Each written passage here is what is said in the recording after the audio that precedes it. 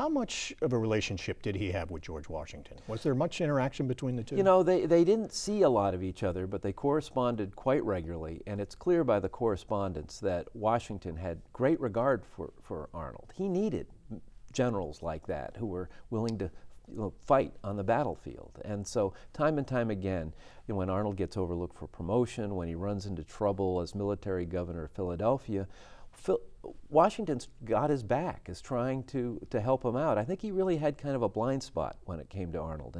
And when finally Arnold's betrayal was revealed to him, actually at Arnold's headquarters, he turns to Lafayette, the young French general who's become kind of a surrogate son to him, and says, "Whom can we trust now?"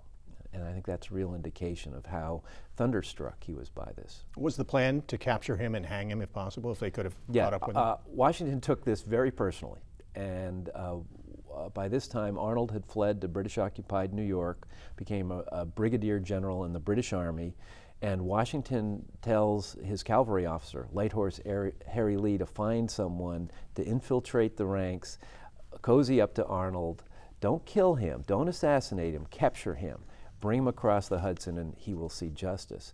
The plot was on the verge of happening when Arnold was sent to Virginia and escaped this one. So it was personal for Washington. By comparison, was Washington not as an effective a military leader, not as much of a genius or not as valiant, but did he just have better patience and better understanding how to deal with a dysfunctional Continental Congress? Ultimately, it comes down to character.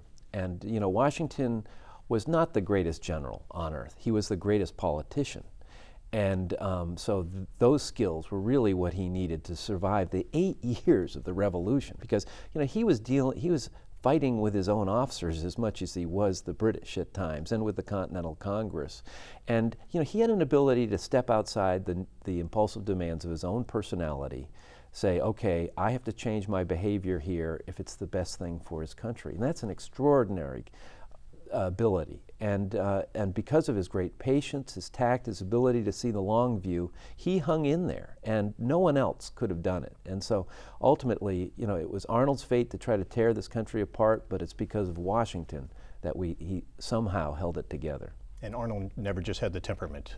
No, and they were wired similarly in a way. By temperament, both were aggressive on the battlefield, but Arnold, with that passion, he could not control it, and so he would rub his fellow officers, politicians the wrong way all the time. Controversy was constantly following him, and that's the key difference.